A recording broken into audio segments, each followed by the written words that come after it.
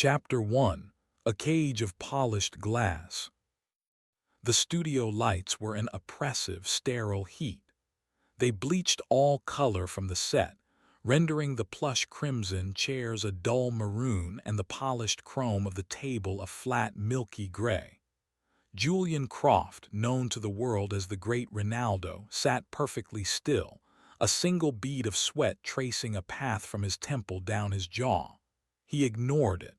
Control was everything. Control of the body, control of the environment, control of the narrative. The sweat was a minor insurrection, nothing more. Across from him, Lance Holloway, the host of Fact or Fable, grinned a wide, predatory smile composed of professionally whitened teeth. A clever trick with magnets, you say. Mr. Abernathy here swore on his mother's grave he was channeling a spirit from the fourth dimension. Julian allowed the corner of his mouth to lift in a small, dismissive smirk. He gestured with a long-fingered hand toward the trembling, portly man in the third chair. Mr. Abernathy's conviction is impressive. His methods are less so. The spirit that shook the table was a simple electromagnet, wired to a pressure plate under his left foot. The ghostly whisper was a microspeaker hidden in the hollowed-out spine of that prop Bible. Amateur theatrics. Insulting, really. He spoke with a clipped, precise cadence, each word a carefully placed stone in the wall of his logic. Lance's grin widened. He turned to the camera, a master of his own particular stage. There you have it, folks. Another fable, another fraud, dismantled by the incomparable mind of Rinaldo. Is there any mystery you can't solve?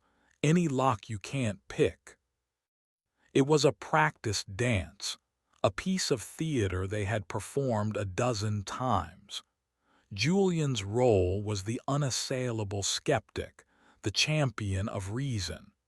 Lance's role was the ringmaster, whipping the audience into a frenzy before the great beast of superstition was slain. "There are no mysteries," Julian stated, his voice a low, resonant baritone that carried authority. "Only puzzles that have not yet been solved. Locks are machines. The supernatural is a faulty machine of the mind. Both can be understood. Both can be opened." "A bold claim," Lance boomed.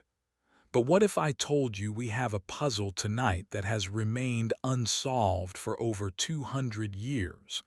A lock that has claimed the sanity, and some say the souls, of all who have tried to pick it."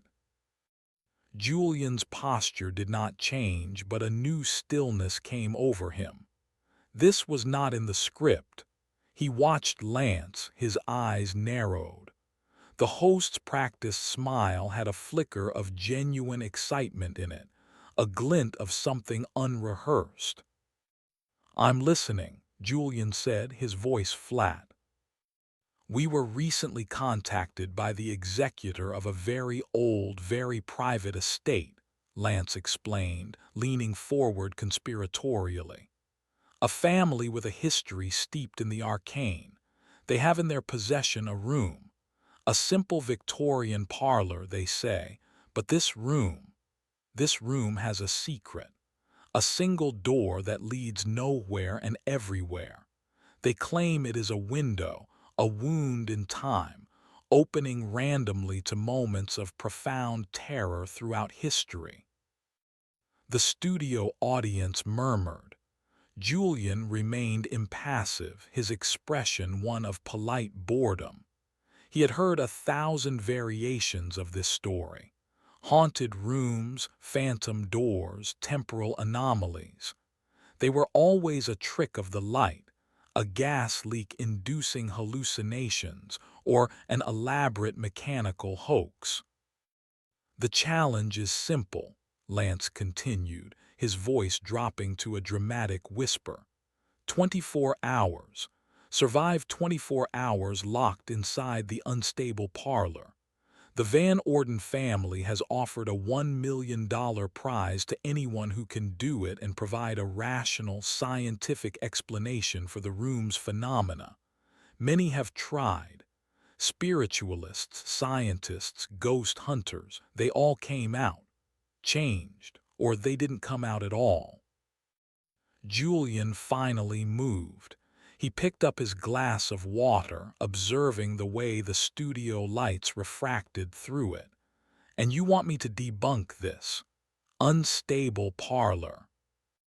We want you to prove it's a hoax, Lance corrected, his voice rising again. Who better than the Great Rinaldo?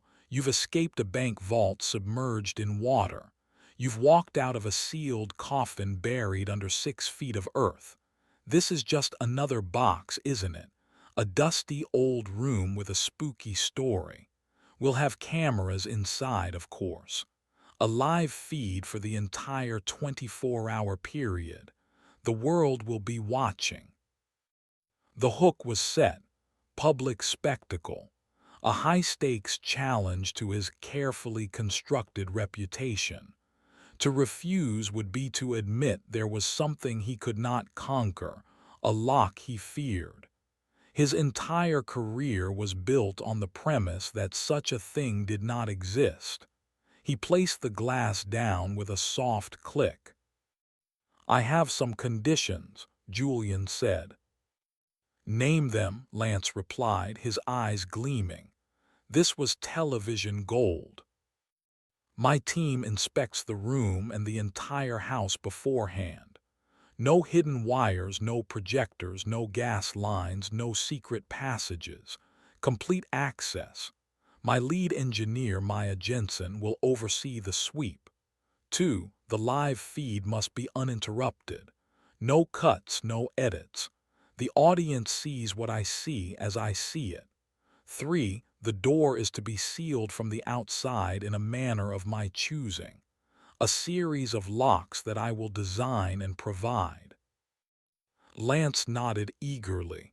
Done, done, and done. Anything else? Julian paused. A screen behind Lance flickered to life, showing a grainy photograph of a woman. She was ethereally beautiful, with pale skin, dark hair piled high, and eyes that seemed to hold a placid, ancient knowledge. She wore a severe, high-collared black dress.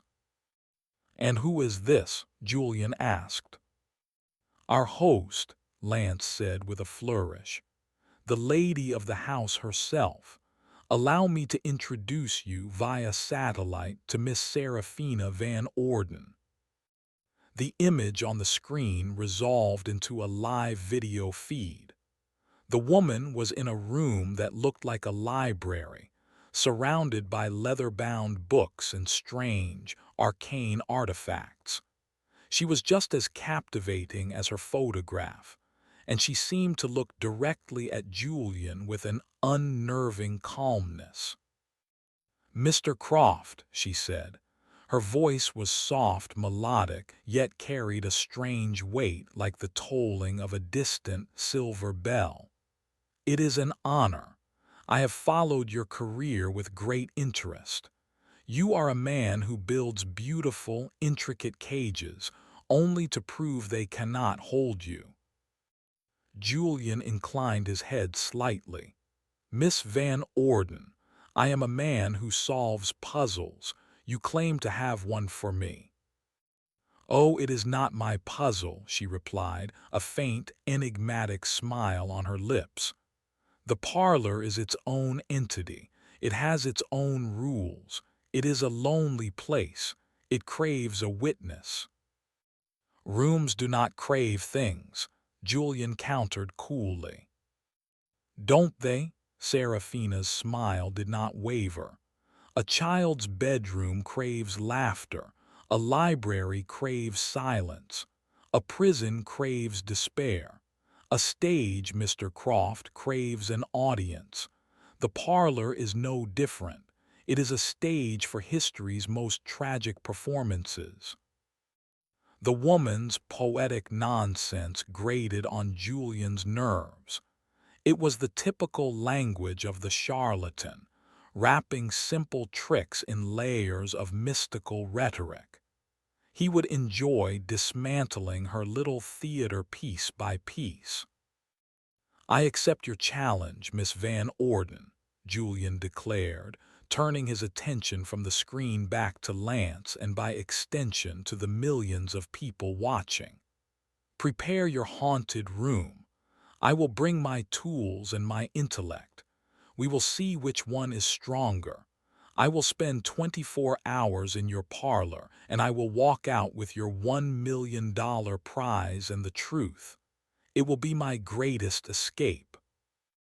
Lance Holloway erupted in applause. The studio audience followed suit, and the sound was a roaring wave of validation for Julian's ego. He maintained his composed facade, a statue of pure reason amidst the noise.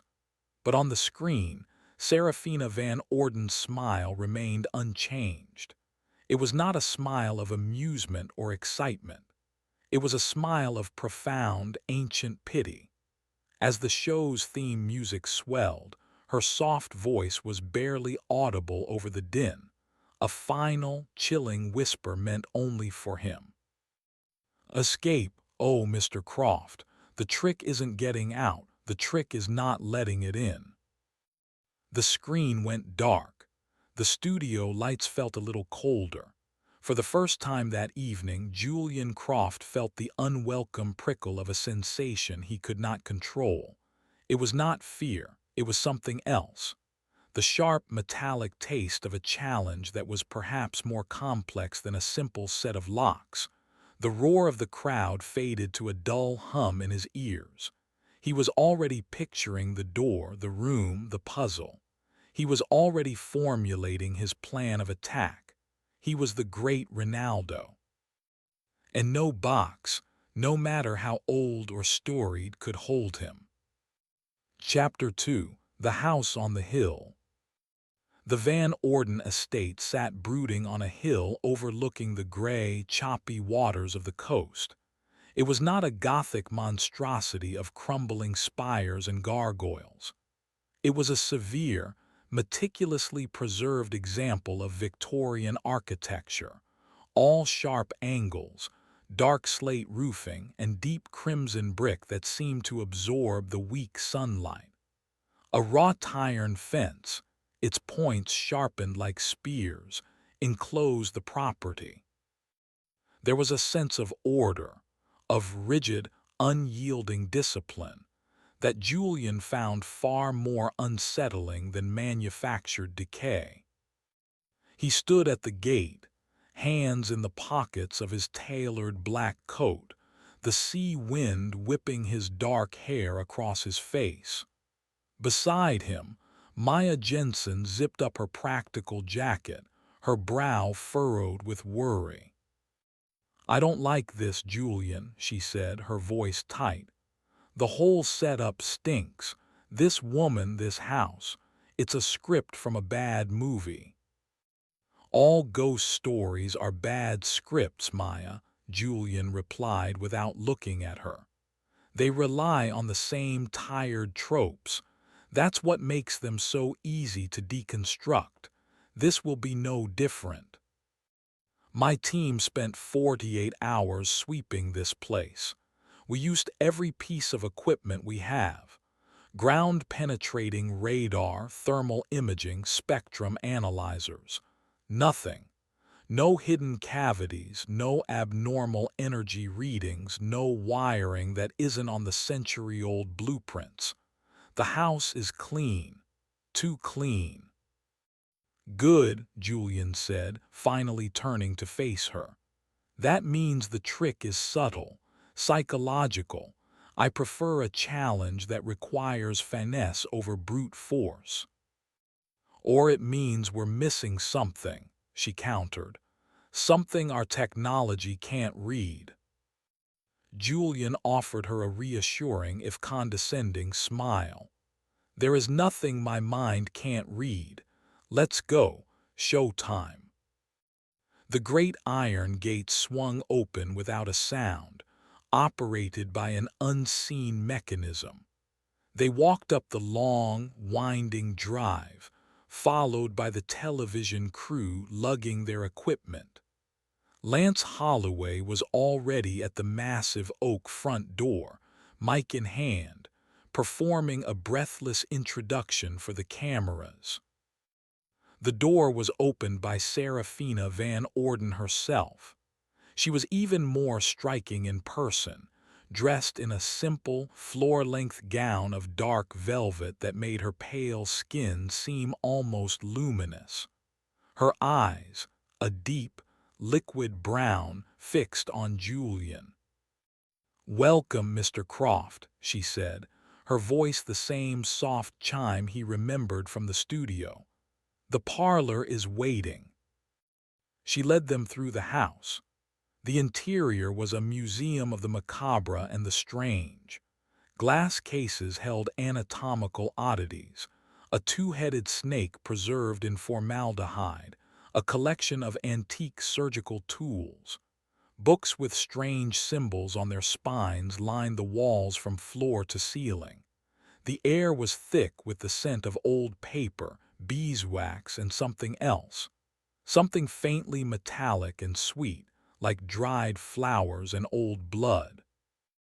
Julian noted every detail, his mind working, cataloging, searching for the trick. Was the scent a chemical agent designed to induce a suggestible state? Were the artifacts meant to prime his subconscious for fear? It was all part of the theater. Finally, they reached a hallway at the back of the house. At its end was a single door, unremarkable save for the dark, almost black, stain of the wood. "Here we are," Serafina announced softly, "the unstable parlor." The door was thick, solid, and had no window. A heavy, ornate iron handle was its only feature. The television crew began setting up their lights and cameras in the hallway, their modern equipment a jarring intrusion in the ancient house. "The room is 13 feet by 13 feet, Serafina explained. "The walls are plaster and lath over a solid brick foundation. There is one sealed window, bricked over from the outside in 1888 by my great-grandfather. There is one door, this door. It opens inward. It is the only way in and the only way out." Julian ran a hand over the cool, smooth wood of the door. He knocked on it. The sound was a dull, solid thud. "And what happens inside?" "The door remains a door," she said, her gaze distant. "But sometimes it ceases to be wood and iron. It becomes a looking glass. It shows you things, places, times. It has a preference for tragedy." "Projections," Julian said, more to himself than to her. "A very sophisticated rear projection system.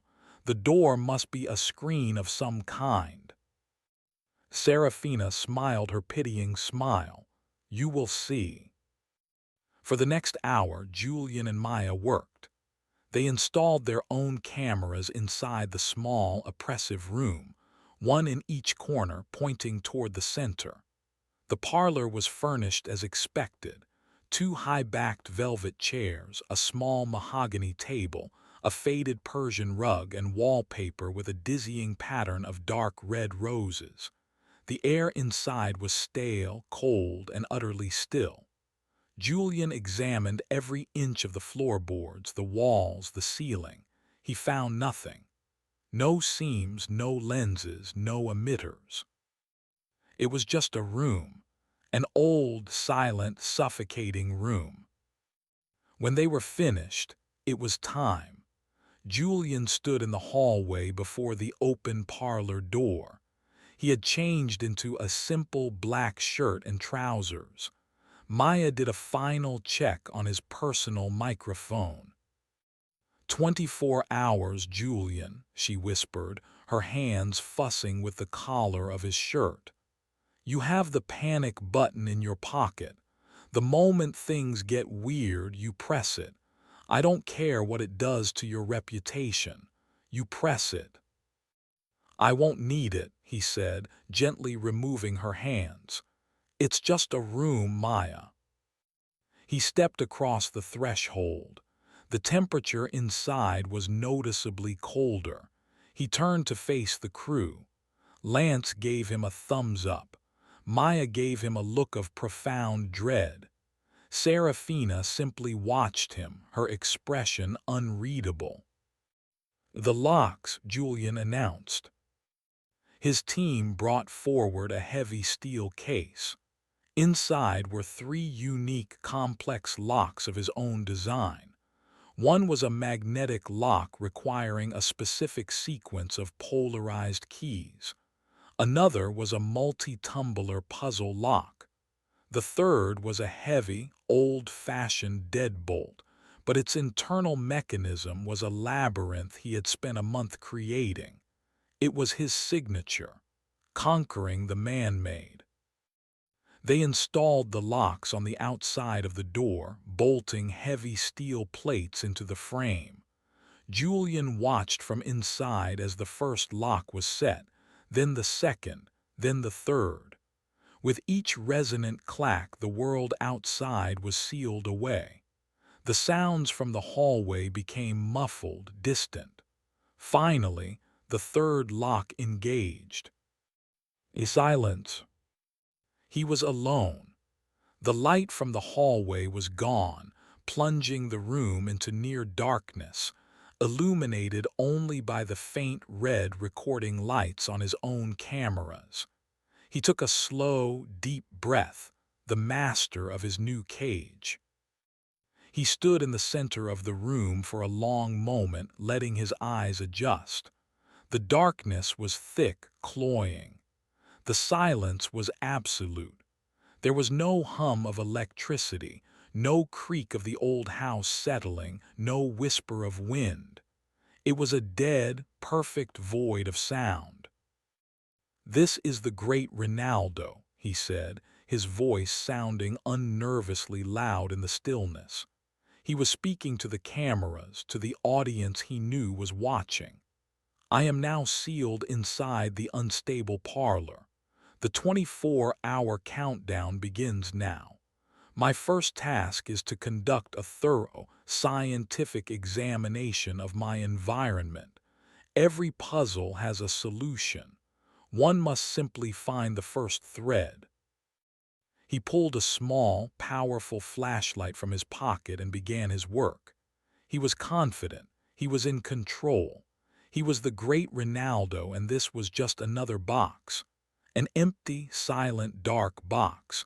But as his light beam cut through the oppressive gloom, he could not shake the feeling that he was not alone. The silence itself seemed to be watching him, waiting. The roses on the wallpaper seemed to curl in on themselves, as if hiding a secret in their dark, crimson hearts. The show had begun. Chapter 3: The First Door. Time in the parlor was a sluggish, viscous thing. Julian's watch, a precision chronometer, told him that 1 hour and 47 minutes had passed. His senses told him it could have been a day or a mere moment. The silence was a physical pressure against his eardrums. The darkness, broken only by his flashlight beam and the 4 unblinking red eyes of the cameras, was so complete it seemed to have texture. He had completed his initial sweep. Every square inch of the room had been measured, tapped, and inspected. He found no anomalies. The walls were solid. The floor was firm. The bricked-up window was an impassive slab of mortar and clay. The door was an inanimate object of wood and steel, secured from the outside by his own infallible locks. He had found nothing. Absolutely nothing. He sat in one of the velvet chairs. the flashlight placed on the small table beside him, its beam pointing at the door. He meticulously documented his findings into a small digital recorder. "Time 2 hours, 3 minutes," he announced to the empty room, his voice a dry rasp. "Environmental analysis complete. No evidence of any mechanical, electronic, or chemical apparatus designed to induce hallucination or sensory deception. The room is structurally sound and hermetically sealed. My preliminary conclusion is that the phenomenon is psychological, a combination of sensory deprivation, suggestion, and local folklore. I will now enter a period of passive observation." He clicked off the recorder. The silence rushed back in, heavier than before. He sat in the chair, his posture perfect, his hands resting on his knees. He was a man waiting for a machine to fail. He was certain it would. The human mind was the machine, and sensory deprivation was the surest way to force a system error. He was prepared for it. He would observe his own mind's attempts to trick him, document them, and expose them. He focused on the door. It was his sole adversary, a slab of dark, stained wood. He traced the grain with his eyes, memorizing the swirls and whorls. He noted the way the faint light from his flashlight caught on the aged varnish. He knew every detail of its surface. Another hour dripped by. He meditated, regulating his breathing, keeping his mind clear and focused. This was part of his discipline, the mental fortitude that allowed him to remain calm while submerged in water or buried alive. Control. Then a change. It was not a sound. It was the absence of one. The silence, which had been a heavy blanket, was suddenly a perfect vacuum. It felt as if the air had been sucked out of the room. A low hum began, not in his ears, but in the bones of his skull. The flashlight on the table flickered once, twice, then its beam grew weak, its white light turning a sickly yellow. Julian leaned forward, his calm exterior finally cracking. He did not move from the chair. He just watched. The door began to shimmer. It started at the edges, a faint, heat-haze distortion. The dark wood grain seemed to loosen, to flow like liquid. The solid, physical object he had spent hours studying began to lose its definition. It was like watching a photograph dissolve in water. The deep brown of the wood bled away, replaced by a murky, swirling gray.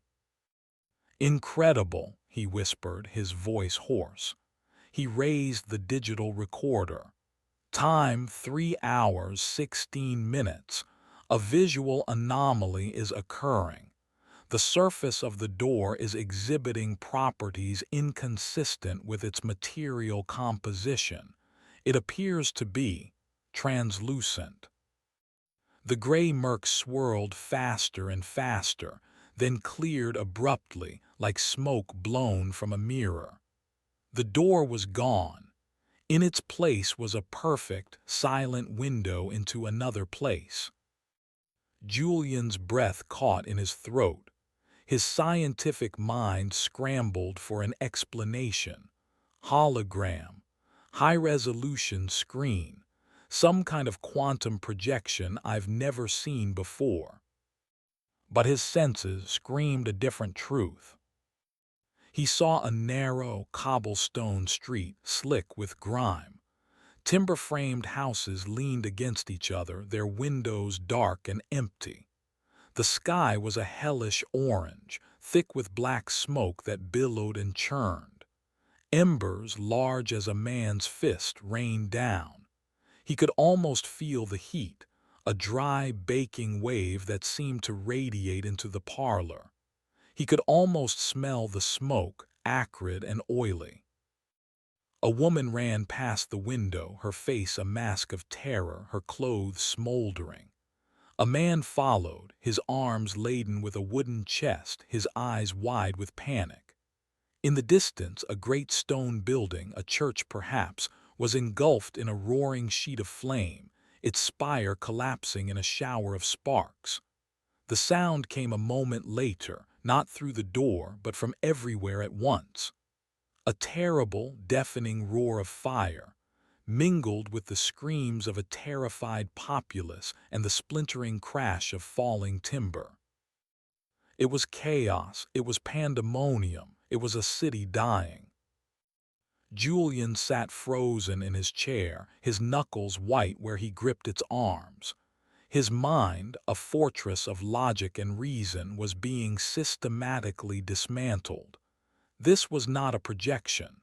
The detail was too perfect, the terror too real.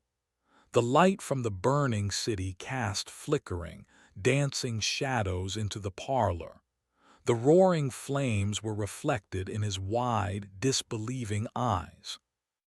He recognized the architecture, the clothing, the sheer scale of the inferno. The Great Fire of London, 1666. He watched for what felt like an eternity as the scene of historical horror played out beyond the impossible window. He saw people trapped in burning buildings, their screams swallowed by the inferno. He saw the fire leap from rooftop to rooftop with a terrifying, predatory speed. It was not a recording. It was alive. It was happening right now, a few feet away from him. Then, as abruptly as it began, it ended. The image wavered. The roaring sound faded. The fiery orange light receded. The swirling gray murk returned, and a moment later it solidified. The door was just a door again, a solid, inanimate slab of dark, stained wood. The flashlight on the table flickered back to its full, bright intensity. The silence of the room settled once more, but it was a different silence now. It was heavy with the echo of screams. The air, which had been cold, now felt thick and smelled faintly of ash. Julian did not move for a long time. He stared at the door, his heart hammering against his ribs like a trapped bird. Every instinct, every ounce of his training, every fiber of his being screamed that what he had witnessed was impossible. Yet he had witnessed it. He slowly, shakily, raised the digital recorder to his lips. His voice, when it came, was a stranger's. It was thin, reedy, and stripped of all its former confidence. "Time, unknown," he stammered. The door. It opened, not the lock, it showed me something, the fire, I saw the fire." He clicked off the recorder. His hands were trembling. He was the Great Rinaldo. He had faced death, suffocation, drowning. He had never known fear, not like this. This was a fear of the impossible, a terror that came from the utter collapse of reality itself. He stood up, his legs unsteady, and stumbled toward the door. He pressed his hands against it. The wood was cool to the touch, solid, real. He knocked on it, the sound a pathetic thud in the oppressive silence. He ran his fingers over the surface, searching for a seam, a wire, a hint of the trick. Nothing. He backed away slowly, his eyes wide, never leaving the door. The parlor was no longer a puzzle box to be solved. It was a cage with a monster, and the monster had just shown him its face. He was trapped, not by locks of steel and brass, but by a law of physics that had ceased to exist. His confidence was a pile of ash. His control was a lie. The game was real, and he had just lost the first round. Chapter 4: The Company. The hours that followed the vision of the fire were a new kind of prison. Julian found himself in a state of hypervigilance, his every nerve frayed. He could not sit still. He paced the 13-foot length of the room, a caged animal in a velvet-lined trap. He left the flashlight on, aimed at the door, a tiny lighthouse in an ocean of impossible darkness. His scientific detachment was gone, replaced by a raw, primal dread. He spoke into his recorder, his voice a low, urgent murmur, trying to force the experience into a framework he could understand. Mass hallucination induced by infrasound, some form of localized temporal distortion. The technology would have to be centuries beyond our own. Is the room itself a machine? His words were empty speculation, a mantra to ward off the encroaching madness. He was trying to rebuild the fortress of his mind, but the foundations were sand. It was during his seventh circuit of the room that he first saw it. He had been staring at the floor, tracing the patterns in the rug, when a flicker of movement in the periphery made him stop dead. He snapped his head up. In the far corner of the room, where the shadows were thickest, something was coalescing. It was not a sudden appearance. It was a slow gathering, as if the dust motes hanging in the still air were being woven together by an unseen hand. A shape began to form, tall and unnaturally thin. It was the color of old cobwebs and grave dust. Julian's heart seized. He did not scream. The sound was trapped in his throat, a knot of pure terror. He watched, paralyzed, as the thing took shape. It became a humanoid figure nearly 7 feet tall, clad in what looked like a tattered, floor-length coat of gray material. Its hands were long and skeletal, and in them it held a large, heavy book. Its face was a featureless canvas of shadow, devoid of eyes, nose, or mouth. This was the archivist of regret. It did not move toward him. It did not acknowledge his presence. It simply stood in the corner, a silent, dusty statue that had not been there a moment before. Then, with a slow, deliberate movement, it opened the book. Julian's flashlight beam caught the pages. They were not paper. They were translucent, like sheets of clouded ice, and trapped within them were screaming, writhing faces, their silent mouths stretched in eternal agony. The archivist began to turn the pages. Each turn was silent, yet Julian could almost hear a dry, rustling sound, like dead leaves skittering across a tombstone. It was the room's memory.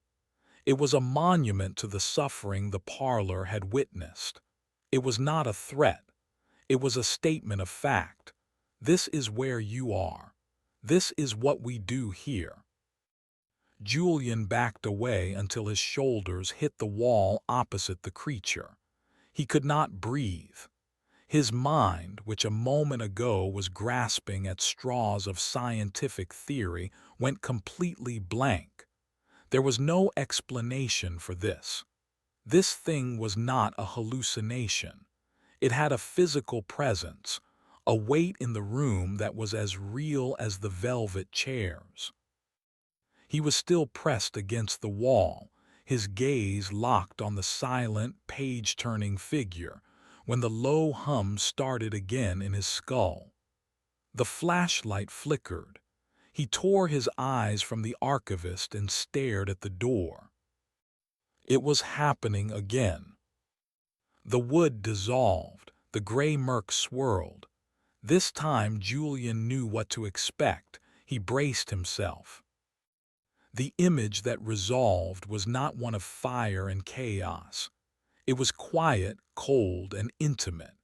He saw a stark, wood-paneled room, a courtroom or meeting house.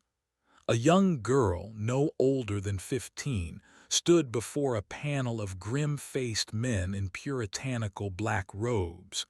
She was pale, her eyes wide with a terror so profound it seemed to hollow out her face. "I did not dance with the devil," she cried, her voice thin and reedy, yet it filled the parlor as if she stood right beside Julian. "I spoke no curse. It was a child's game in the woods."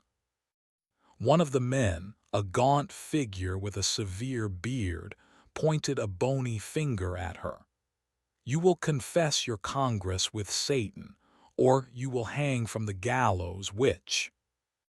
The girl began to sob, her small body shaking with hopeless terror. Then her eyes lifted. They seemed to look past the men, past the walls of the courtroom. They seemed to look through time itself, directly through the impossible window of the door and into the parlor.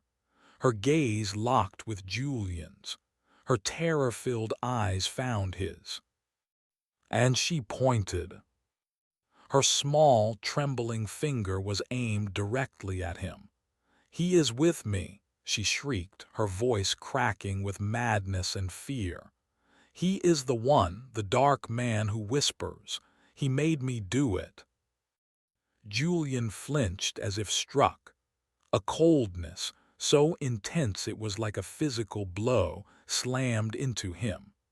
On the inside of the parlor door on his side, a small, icy handprint bloomed on the wood, condensation forming in the shape of a child's palm and fingers. Something was trying to get in, or something was marking him. The scene outside vanished. The door became wood again. The ghostly handprint faded slowly, leaving a damp patch that quickly evaporated in the dry air. Julian was panting, his shirt soaked with sweat.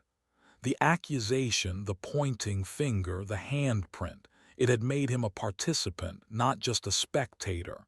He was part of the horror now. He felt a sudden, prickling sensation on the back of his neck, the feeling of being watched, but it wasn't the archivist. This was a new presence, different. He turned slowly. There, sitting in the other velvet chair, was a man. The man was dressed in a simple black shirt and trousers, identical to his own. The man had his dark hair, his sharp jawline, his intense, analytical eyes. It was him. The figure was a perfect, living, breathing duplicate of Julian Croft. It was not moving.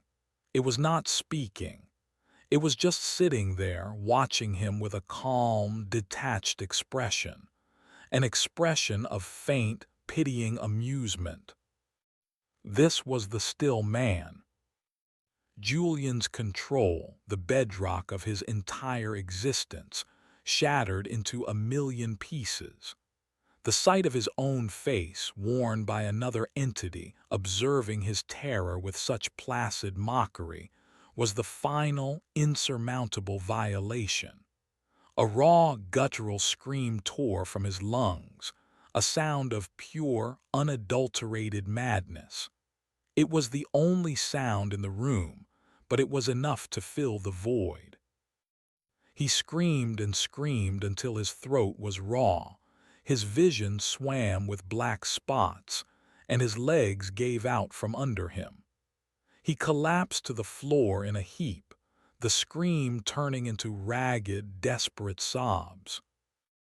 In the corner, the archivist of regret silently turned another page of its terrible book, and in the chair, the still man watched, its expression unchanged, a perfect mirror of the man who was no longer in control.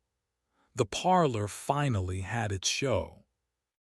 Chapter 5: The Unraveling Thread. The world swam back into focus through a haze of panic. Julian was on the floor, the rough texture of the Persian rug pressed against his cheek. His breath came in ragged, painful gasps. The echo of his own scream still seemed to hang in the dead air. He pushed himself up, his muscles trembling with exhaustion and adrenaline. His first coherent thought was of attack, a primal, desperate urge to destroy the thing that wore his face. He scrambled to his feet, seized the heavy, mag-style flashlight from the table, and hurled it with all his strength at the still man. The flashlight flew end over end through the air. It passed directly through the still man's head without any effect, struck the back of the velvet chair with a dull thud, and clattered to the floor, its beam now askew, pointing at the ceiling. The still man did not flinch. It did not blink. Its calm, pitying gaze remained fixed on him. It was an image, a ghost, a projection that could not be touched, but it was more real than anything else in the room. "Who are you?" Julian croaked, his voice a shredded ruin. "What are you?" There was no answer. There was only the silent, steady observation. Julian backed away again, stumbling until he was pressed against the far wall, as far from his silent twin as he could get. He felt a profound sense of violation, a psychic nakedness. This thing saw him. It saw his terror, his weakness, his complete and utter breakdown. The Great Rinaldo, the master of control, was reduced to a cowering animal, and this thing was his audience. Minutes bled into an hour. Julian stayed pressed against the wall, a standoff between a man and his own unraveling sanity. The archivist continued its silent reading in the corner. The still man continued its silent vigil from the chair. Julian's mind raced, cycling through denial, rage, and a terror so deep it felt like a physical illness. He needed a plan. He was an escape artist. This was a trap. Traps have mechanisms. They have rules. He had been treating this like a technological puzzle, but it wasn't. It was something else. A system with a different kind of logic, a logic of cruelty. He forced himself to breathe. He forced himself to think. The door was the source of the external phenomena, the creatures inside the room. They were something else. Reactions, guardians, manifestations of his own psyche. He dismissed the last thought. It was a solipsist's trap, a path to true madness. He had to assume the things in the room were external, objective realities. He needed more data. He needed to understand the pattern. His eyes fell to the wallpaper, the dark red roses on the twisting, thorny vines. He had dismissed them as simple decor, but now, in the shifting, unreliable light, they seemed different. He pushed himself off the wall and crept closer, his eyes scanning the intricate pattern. He saw it, a subtle, almost imperceptible shift. One of the rosebuds near the ceiling was not a bud. It was the screaming face of the girl from the Salem trial. Another vine twisted into the shape of a collapsing, burning church spire. The patterns were not random. They were a tapestry of the horrors the room had shown him. He began to trace the vines with his finger, his heart pounding with a new, intellectual excitement that momentarily eclipsed his fear. "It's a language," he whispered to himself, "a warning system." He followed a thick, thorny vine as it snaked its way toward the door frame. Along its path, new images were beginning to form like ghostly watermarks under the main pattern. He saw tall buildings. He saw smoke. He saw tiny figures like falling leaves plummeting from the high windows. The triangle shirtwaist factory fire. He knew his history. The low hum started in his skull. He was ready this time. He did not look at the door. He kept his eyes fixed on the still man. He wanted to see if it reacted. The roaring sound of another catastrophe filled the room.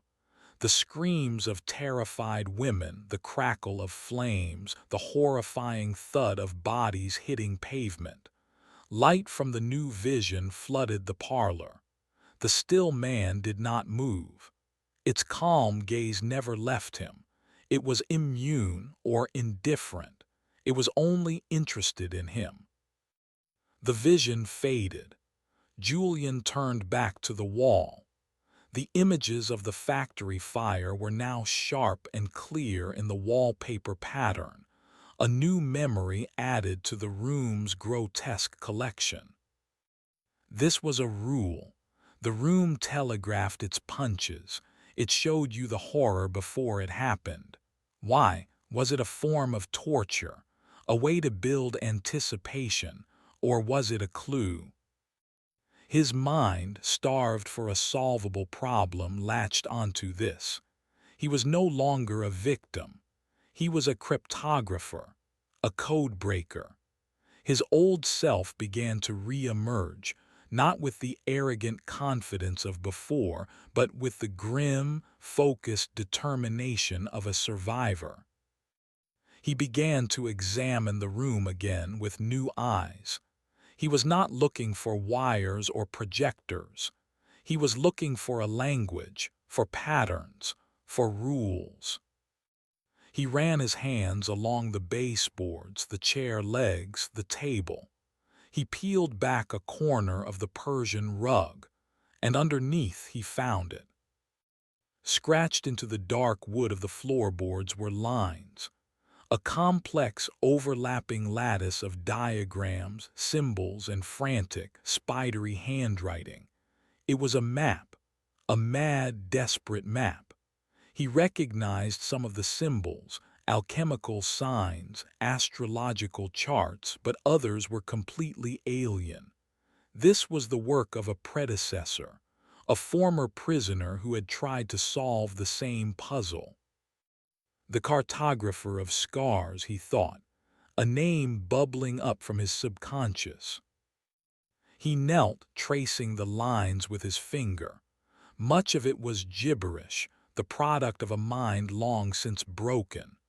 But in one corner, shielded by the rug, was a small, lucid section. It contained a drawing of the parlor door. An arrow pointed to it, and next to it, a single, clear phrase was carved into the wood. It feeds on fear. The calmer the mind, the quieter the door. Julian stared at the words, his breath held tight in his chest. A hypothesis. A testable, actionable hypothesis. The room was not random. It was a reactive system. It responded to the emotional state of its occupant. His initial terror after the London fire had triggered the deeply personal horror of the Salem trial. His subsequent breakdown had summoned the still man, the ultimate psychological predator. It was a feedback loop of terror. The more scared he became, the more the room would give him to be scared about. Escape was not about picking the locks on the door. Escape was about picking the locks on his own mind. He had to master his fear. He had to become a stone. He had to starve the monster. He looked up from the floor. His gaze met the calm, watching eyes of the still man. A flicker of something that was not a smile but an acknowledgement seemed to pass over its face. The game had changed. Julian Croft took a deep, shuddering breath. He was no longer the Great Rinaldo, the showman. He was a prisoner in the most complex cell ever devised. But for the first time since the door had dissolved, he had a thread. A single, unraveling thread in the heart of the labyrinth. It was not hope. Hope was a dangerous, emotional luxury he could not afford. It was something better. It was a key. Chapter 6. The Discipline of Stillness. Starving the monster was a battle fought in the silent, suffocating confines of Julian's own skull. He could not eliminate the fear. It was a cold, hard knot in his gut, a frantic hummingbird beating against his ribs, but he could control his reaction to it. It was the ultimate test of his life's discipline. He began by creating a new stage. He dragged one of the heavy velvet chairs to the absolute center of the room, equidistant from the door, the archivist, and the still man. This was his fortress. He sat, adopting a pose of meditative stillness, his back straight, his hands resting on his knees, his eyes half closed. He breathed. In through the nose, a slow 4-second count. Hold for 7. Out through the mouth for 8. The rhythmic cycle was an anchor in the storm of his terror. The still man watched him from the other chair, its presence a constant, pressing weight. Julian forced himself not to look at it directly. Acknowledging it, engaging with it, would be feeding it. It was a manifestation of his loss of control, and the only way to fight it was to reassert that control, moment by agonizing moment. The archivist, a dusty monument to despair, continued its silent, page-turning vigil. It was a constant reminder of the stakes, of the countless others who had sat in this room and failed. Julian used it. He incorporated it into his meditation. It was not a monster. It was a clock, marking the passage of countless forgotten agonies. His own suffering was just one more tick in an endless procession. The thought was strangely calming. He focused his mind, building walls of logic and reason not to deny the horrors but to contain them. He cataloged his fear. Physiological response, elevated heart rate, perspiration, muscle tension. Psychological component, fear of the unknown, fear of mortality, fear of ego death. By dissecting it, he objectified it. He turned the raw, screaming emotion into a set of clinical observations. The low hum began. He did not open his eyes. He did not flinch. He continued his breathing. 4, hold 7, out 8. The hum intensified, vibrating through the floor up his spine. The air grew thick with the smell of salt and decay. The temperature plummeted. He could feel a damp, charnel house cold seeping into his bones. A new sound filled the room. Not the roar of fire or the shriek of the accused, but a wet, rhythmic scraping. Scrape, drag, scrape, drag. It was the sound of something heavy and waterlogged being pulled across stone. He felt an almost overwhelming urge to open his eyes to look at the door. He fought it. It's a projection. It's a test. It feeds on fear. He visualized the words scratched into the floor. The calmer the mind, the quieter the door. The scraping stopped directly outside the door.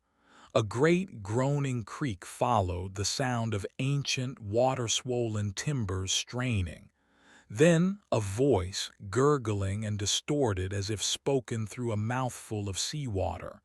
The hold is breached. The pumps have failed. God save us. The ice. Julian's eyes snapped open. The Franklin expedition. He had seen the nascent images in the wallpaper, the jagged shapes of ice floes, the stark masts of a trapped ship. He had known this was coming. The door was a window into the belly of a dying ship. Men with faces skeletal from starvation and frostbite stared out, their eyes black pits of despair in the flickering lantern light. One of them, a gaunt figure in a tattered officer's coat, pressed his face against the impossible barrier. his breath fogging the translucent surface. His lips were blue, his teeth chattered uncontrollably. He saw Julian. His eyes widened, not with shock, but with a horrifying, predatory hunger. He raised a hand and banged a fist against the door, the sound a dull, wet thud. The man was no longer just a victim. He was a potential threat. Julian's heart hammered. The hummingbird in his chest became a frantic beast. The knot of fear in his gut tightened. He wanted to run, to scream, to pound on the door and beg for release. He shut his eyes. 4, hold 7, out 8. He forced the air into his lungs. He pictured the sailor not as a monster but as a collection of desperate, dying cells, a biological machine at the end of its operational life. He was an observer, a scientist, nothing more. He held the state of clinical detachment for a full minute, then another. The sound of the fist against the door weakened, became a frantic scratching, and then ceased. The gurgling voices faded. The smell of decay lessened. When he finally opened his eyes, the door was wood again. Solid. Opaque. It had worked. A giddy, triumphant elation surged through him. He had faced the room's terror and forced it to retreat. He had found the rule and he had exploited it. He looked across at the still man. For the first time he thought he saw a flicker of something in its impassive gaze. Not anger, not frustration, surprise. The elation was short-lived. His victory was a single battle, not the war. The effort had cost him dearly. He was drenched in a cold sweat, his body shaking with the aftershocks of contained terror. He felt a profound, soul-deep exhaustion. Maintaining that level of control was like holding a 1,000-pound weight above his head. He could not do it forever. He needed to rest, but how could he sleep in a room with these things? To sleep was to lose control, to become vulnerable. He looked at the archivist, then at the still man. They were constant. They did not seem to need rest. His gaze fell on the flashlight, still lying on the floor where he had thrown it. Its beam was weaker now, the batteries beginning to fail. Soon, the only light would be the 4 malevolent red eyes of the cameras. The thought of being in total darkness with his silent companions was a fresh, potent spike of fear. He realized the room's strategy. It wasn't just about the sudden shocks of horror. It was a war of attrition. It would wear him down, exhaust his mental and physical reserves until his discipline crumbled. It would wait for him to make a mistake. It would wait for him to fall asleep. He pushed himself out of the chair, retrieved the flashlight, and switched it off to conserve its remaining power. The room plunged into a thick, velvety blackness, punctuated only by the camera lights. He could still feel the presence of the other 2 entities, a pressure in the dark. The still man, a void in the shape of himself. The archivist, a dusty pillar of ancient sorrow. He had to stay awake. He began to pace again, not with panic but with purpose. He recited the names of every lock manufacturer, the schematics of his most famous escapes, the chemical composition of different metals.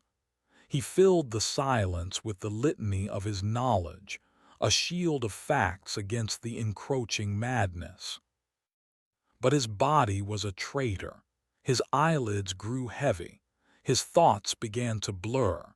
His packing slowed. He stumbled, catching himself on the back of his chair. He knew, with a certainty that chilled him to the bone, that if he surrendered to sleep he would not wake up, Or if he did, he would no longer be himself. The still man would not be sitting in the chair. It would be standing over him, waiting. Chapter 7. A Dialogue in Silence. The struggle against sleep became a form of torture unto itself. Julian's mind became a battlefield. On one side was his disciplined will, chanting its litanies of facts and figures. On the other was a creeping, insidious fog of exhaustion, promising the sweet oblivion of unconsciousness. Time lost all meaning. His chronometer, had he checked it, would have marked the passing of the 12th hour. He had reached the halfway point. It felt like a lifetime. He tried every trick he knew to stay awake. He pinched the soft flesh of his arm until it bruised. He paced until his legs ached with a dull, throbbing pain. He even tried to engage the room's inhabitants, a desperate tactic born of a fraying mind. "Is this your purpose?" he asked the archivist, his voice a dry croak. "To simply record. You are a librarian in a library of pain. What is the point of a book that is never read by anyone but its keeper?" The dusty figure did not respond. It continued its silent, relentless page-turning. The screaming faces in the translucent pages were a silent, mocking chorus. He turned his attention to the still man. In the gloom, its silhouette in the other chair was a deeper patch of darkness. It was his reflection, the passive, observing part of himself that he had always relied upon, now externalized and turned against him. "You are my failure," he whispered, the words tasting like ash. "You are the embodiment of my broken control. So what is your end game? To watch me fall apart, to take my place?" He expected no reply, and he received none. But as he stared at the silent figure, a strange thought began to form in his exhausted mind. The still man had not attacked him. It had not moved. Its only weapon was his own perception of it. What if he changed his perception? What if, instead of an enemy, he saw it as a tool? He stumbled back to his chair and sat facing his doppelganger. He closed his eyes, his head swimming with fatigue. He did not try to meditate this time. He tried something else. He tried to accept. "You are here," he projected the thought toward the silent figure. "You are a part of this room, a part of me. You are the watcher, so watch with me." He opened his eyes. He did not look at the still man as a threat, but as a partner in a grim vigil. He was no longer Julian Croft, singular. He was a dyad, the actor and the audience, the terrified man and the calm observer. He mentally ceded the role of observer to the still man. Let it be the one who was calm and detached. He would allow himself to simply be the man in the trap. A strange sense of peace, thin and fragile as spun glass, settled over him. His terror did not vanish, but it now seemed to be at a slight remove, as if he were watching it happen to someone else. The still man in the chair was holding it for him. The low hum returned. The wallpaper writhed. Julian did not close his eyes. He watched the patterns shift into a new horror, a muddy, desolate field littered with the bodies of men in blue and gray uniforms. The Battle of Antietam. He looked at the door. He and the still man watched together as the wood dissolved into a scene of unimaginable carnage. It was a field hospital after the battle. Surgeons in blood-drenched aprons worked frantically, their saws rasping against bone. The air filled with the coppery stench of blood and the screams of wounded men. A young soldier, his leg a mangled ruin, looked directly at the door, his eyes pleading. "Mother," he moaned, "I want to go home." Julian felt a pang of profound, gut-wrenching empathy. Before, his reaction was terror. Now it was a deep, soul-crushing sadness. He did not fight it. He let the sorrow wash over him. He shared it with his silent companion. "You see this," he thought. "This is the world. This is what we are." The scene faded. The door became wood. The wave of sadness receded, leaving behind a clean, cold emptiness. He looked at the still man. Its expression was unchanged, but Julian felt a shift in the dynamic between them. He had not fed it with fear. He had shared a different emotion with it: sadness, resignation. And the room, it seemed, had less of a taste for sorrow than it did for terror. The vision had been shorter, less aggressive. He had found a new weapon, not control but acceptance, not detachment but a shared, mournful empathy. He allowed himself to relax further into the chair. His exhaustion was a physical entity, a weight pressing him down. He knew he could not stay awake much longer. He looked at his silent twin, his watcher. "You will stand guard," he thought, not as a command but as a statement of trust. "You are the part of me that does not sleep." He closed his eyes. He surrendered. The fog of fatigue rolled in, and this time he did not fight it. He let it pull him under, his last conscious thought a silent question addressed to the unblinking observer in the other chair. "What will you see while I am gone?" For the first time in his adult life, Julian Croft, the man who never relinquished control, let go completely and fell into the deep, starless dark. Chapter 8: The Dream of the Locksmith. Julian did not dream of the parlor. He did not dream of the fire, the witch, or the dying soldiers.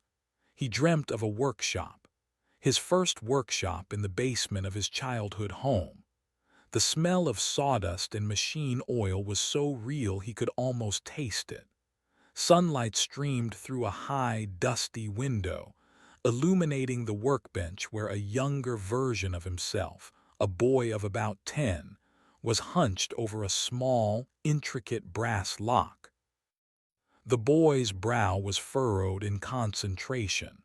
His small fingers, smudged with grease, deftly manipulated a set of tiny picks. The lock was complex, a puzzle box of his own creation. He had spent weeks designing it, cutting the tiny brass wards, filing the minuscule tumblers. It was his masterpiece. Julian watched the boy, a ghost in his own memory. He remembered the obsessive passion, the joy of creation, the belief that any problem, any system, could be understood and defeated with enough patience and intellect. The boy worked, and then a shadow fell over the workbench. A man loomed behind him, Julian's father. He was a large man, his face perpetually etched with a look of stern disappointment. He looked at the intricate lock in the boy's hands. "Still playing with your toys," the man's voice boomed, echoing in the small basement.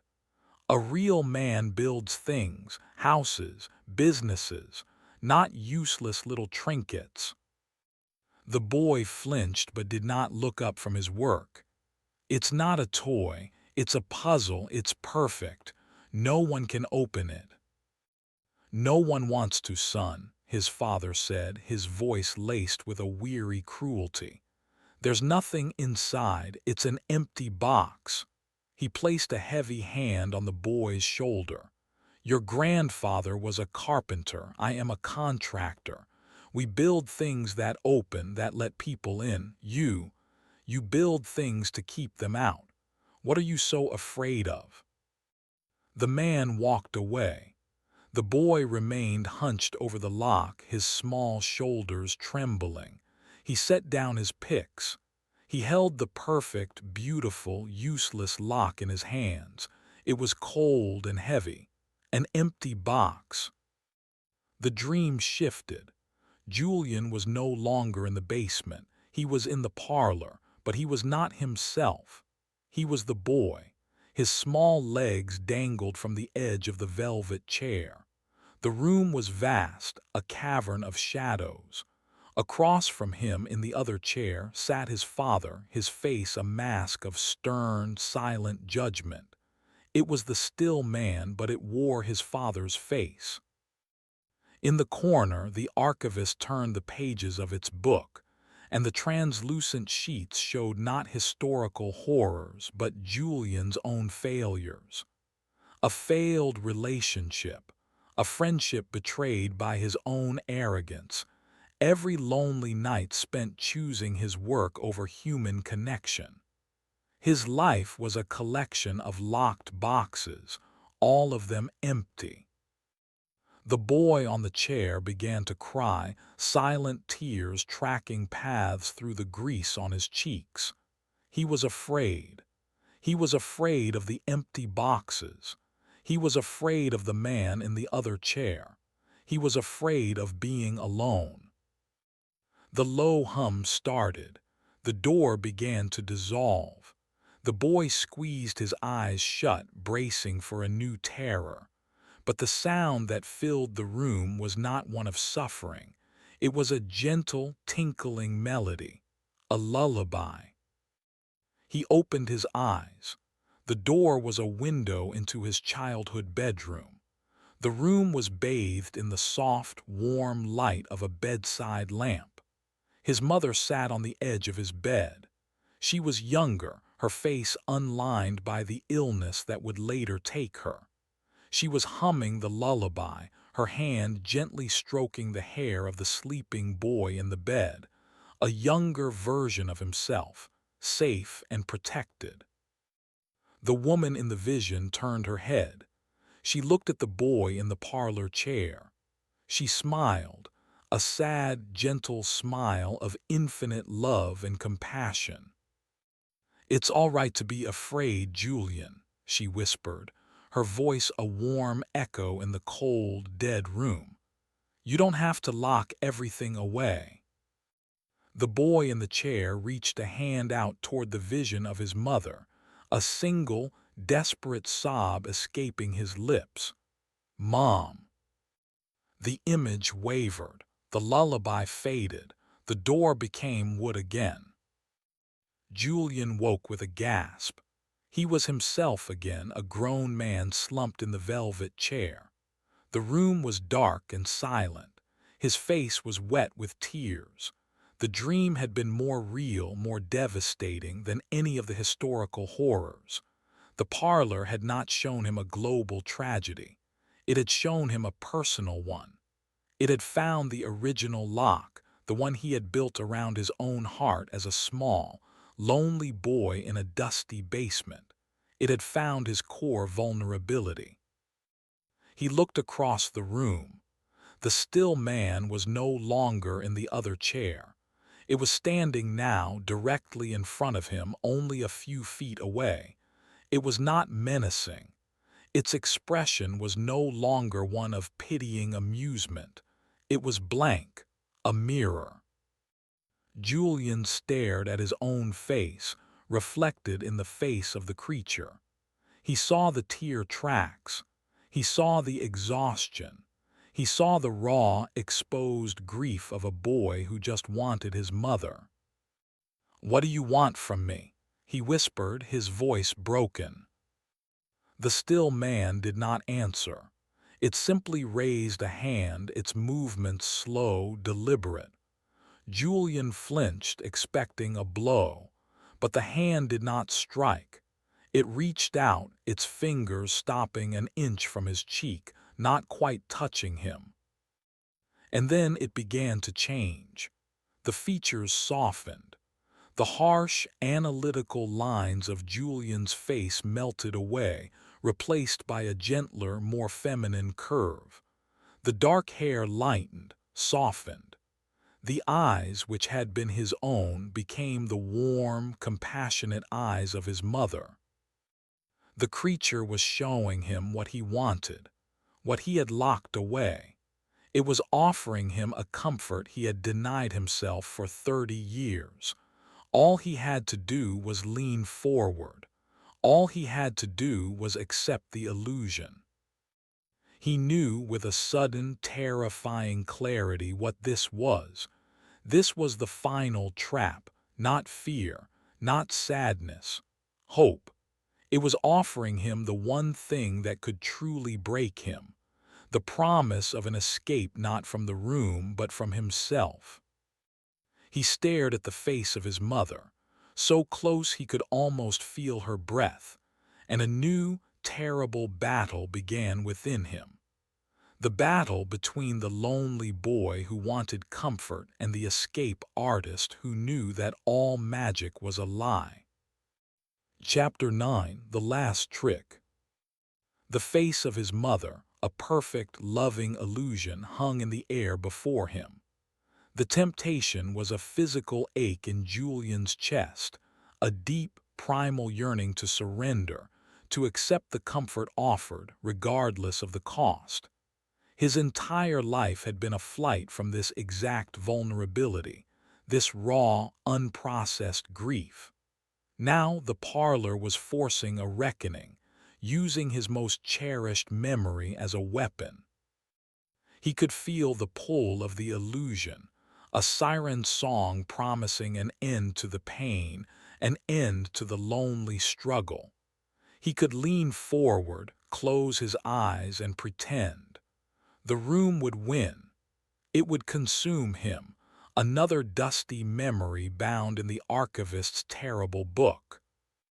"What are you so afraid of?" His father's voice echoed from the dream. "You build things to keep them out."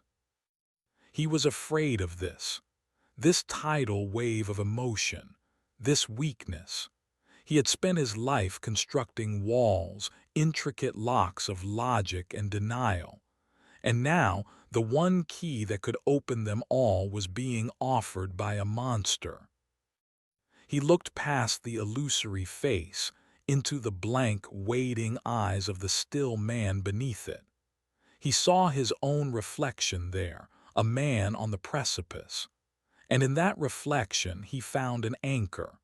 Not the arrogant showman, the great Rinaldo, but Julian Croft, the boy in the basement, the boy who loved puzzles. This was the final puzzle, the ultimate lock. With a shuddering breath that felt like tearing his own soul, he pulled back. He did not flinch or recoil in horror. He made a conscious, deliberate choice.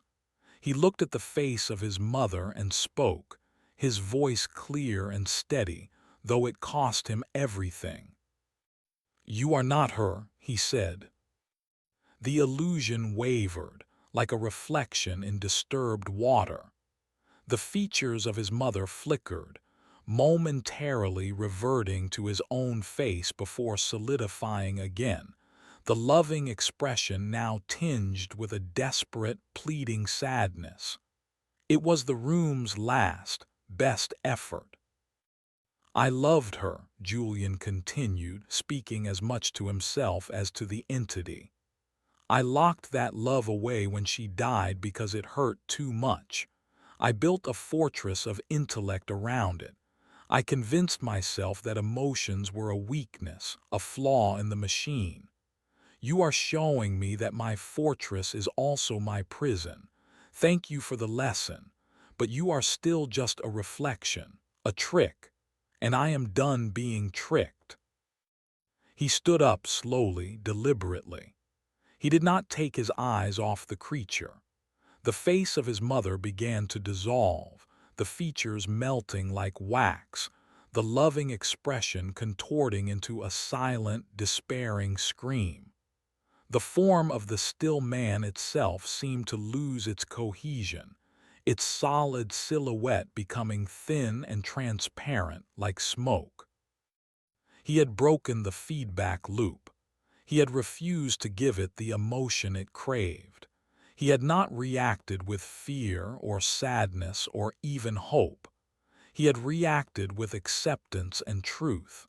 He had acknowledged his pain without surrendering to it. And the monster, built from his own fractured psyche, had nothing left to hold on to. The still man faded completely, vanishing into the oppressive gloom. The parlor was empty, save for him and the silent, ever-present archivist in the corner. Julian felt a profound emptiness, but it was a clean, quiet void, not the frantic hollowness of fear. He had faced his deepest ghost and survived. He had picked the lock on his own heart. He turned to the archivist.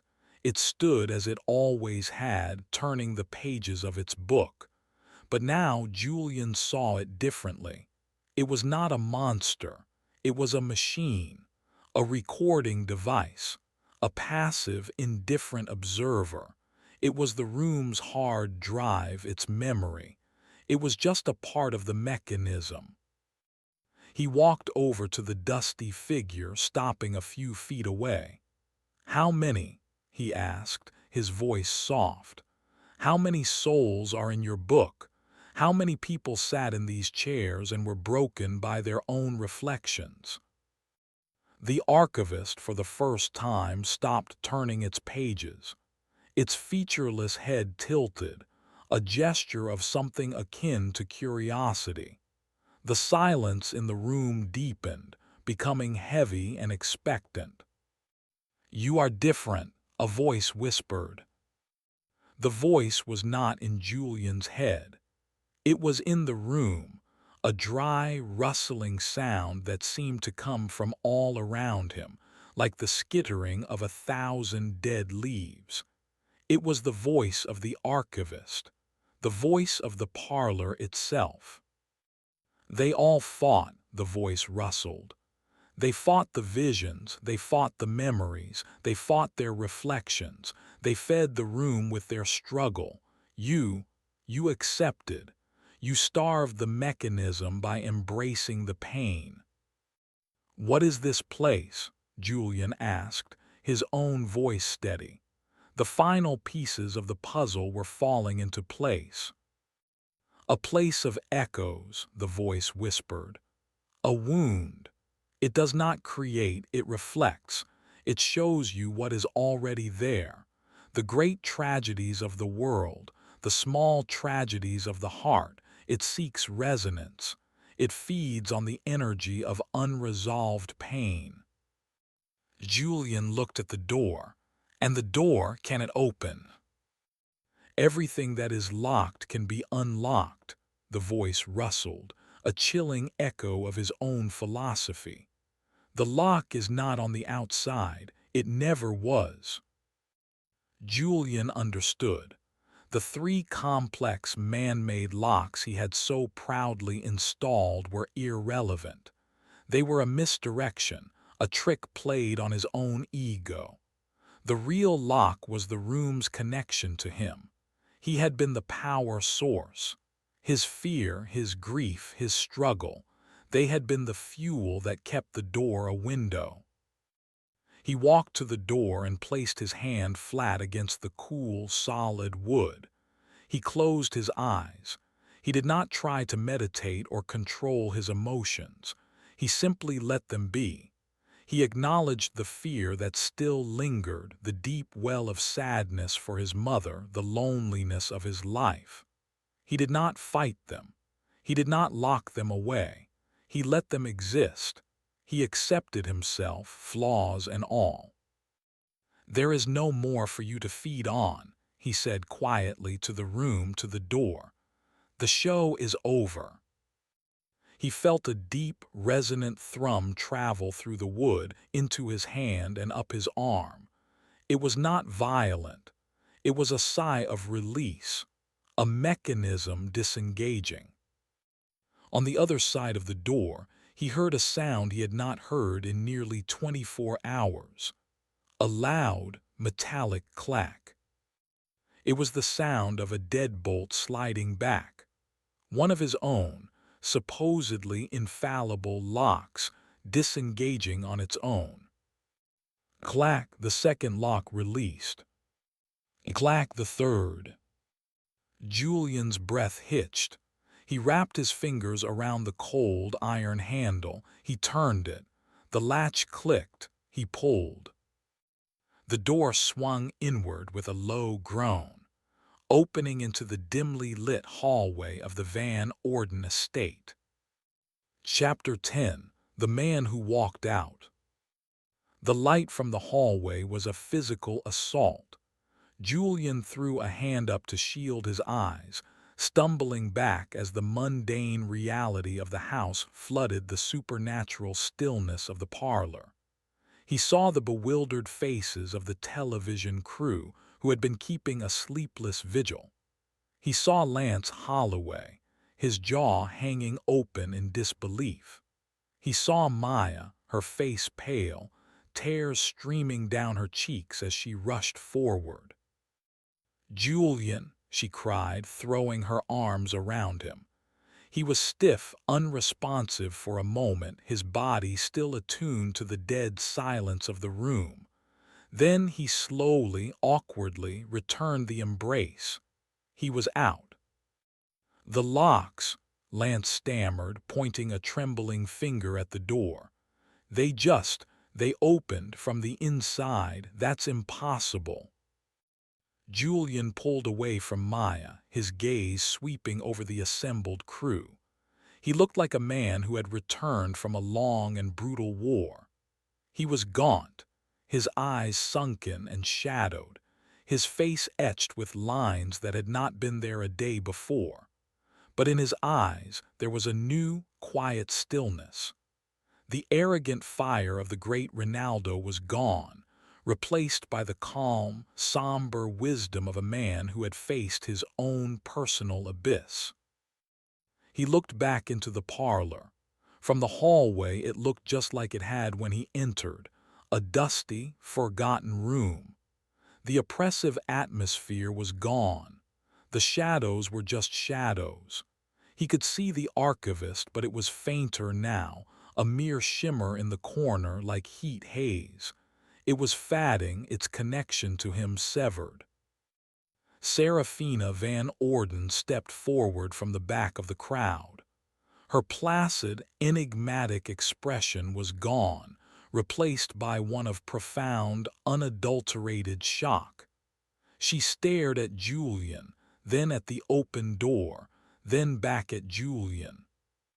"How?" she whispered, the single word filled with awe and disbelief. "No one has ever. The room has never let anyone go." "You were wrong," Julian said, his voice raspy but firm. "You don't escape the room. You have to convince it to let you leave. It's a lock that opens when you stop trying to pick it." He took a step out of the parlor, crossing the threshold back into the real world. He felt a final, psychic chord snap. He turned to face Serafina fully. "It's a mirror, Miss Van Orden," he explained. "A cruel and magnificent mirror. It shows you exactly what you bring into it. All the charlatans and ghost hunters you sent in here brought their fear, their hubris, their desperate need to believe, and the room reflected it back at them until it broke them. It feeds on emotional turmoil." "And you," she asked, her voice barely audible, "what did you bring?" Julian paused. The entire crew, the entire world watching on the live feed, leaned in to hear his answer. He thought of the boy in the basement, of his mother's smile, of the still man that wore his face. "An empty box," he said, a sad, knowing smile touching his lips for the first time. "I brought a lifetime of locked rooms and empty boxes. It just showed me that the only thing I had managed to lock away was myself. I didn't escape the parlor. I escaped my own cage. He walked past her, past the stunned crew, and down the long, dark hallway. Maya rushed to his side, her hand on his arm, supporting him. He was physically and emotionally drained, a hollowed-out shell of the man who had entered the room with such arrogance. But he was free. Lance Holloway finally shook himself from his stupor and shoved a microphone in Julian's face. "Rinaldo, an explanation. What happened in there? Was it a trick? Give us something for the camera." Julian stopped and looked at the camera, its red light a pale imitation of the ones that had watched him in the dark. He looked into the lens, but he was not speaking to the audience. He was speaking to the man he used to be. "There are some locks," he said, his voice quiet but resonant, "that are not made of steel. There are some mysteries that cannot be debunked, only understood. And the most impossible escape is from a prison of your own design." He turned and continued walking, leaving Lance and his cameras behind. He walked out the great oak doors of the Van Orden estate and into the gray, pre-dawn light. The cold sea air filled his lungs, a cleansing, purifying breath. It was the first breath of a new life. The great Rinaldo, the master showman, the unassailable skeptic, had died in that room. Julian Croft, the man, had walked out. He had $1 million waiting for him, but he had lost his career, his reputation as a debunker. He had found something far more valuable. He had found the key to his own cage, and for the first time since he was a small boy in a dusty basement, he was finally ready to see what was inside. Chapter 11. The Echo in the Glass. The ride back to the city was a long, humming silence. Maya drove the black SUV, her hands gripping the steering wheel so tightly her knuckles were white. She kept glancing at Julian in the passenger seat. He hadn't spoken a word since they left the estate grounds. He just stared out the window, his reflection a pale, ghostly mask superimposed over the blur of passing trees and gray sky.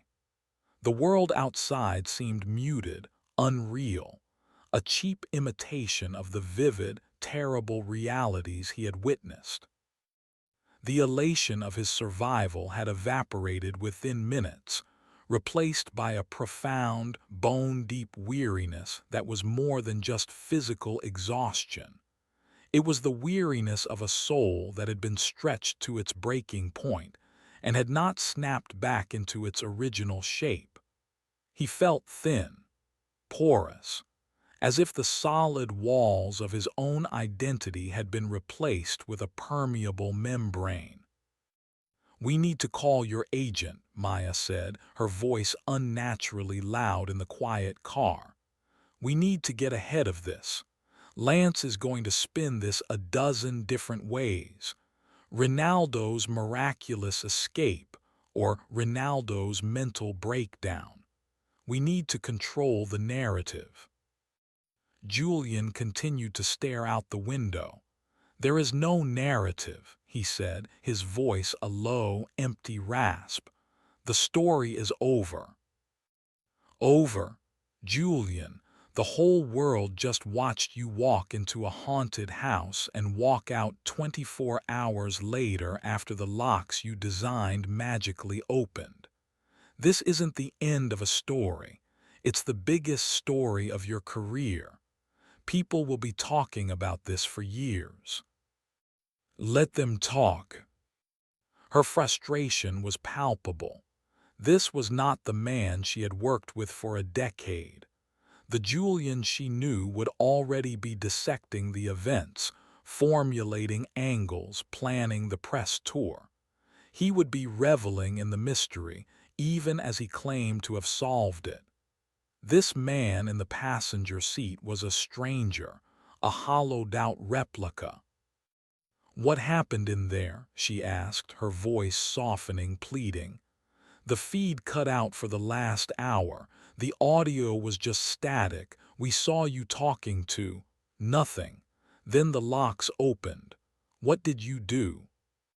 He turned his head slowly away from the window to look at her. His eyes, once sharp and piercingly intelligent, were now dark, haunted pools. "I stopped fighting," he said. "It was a system, a feedback loop.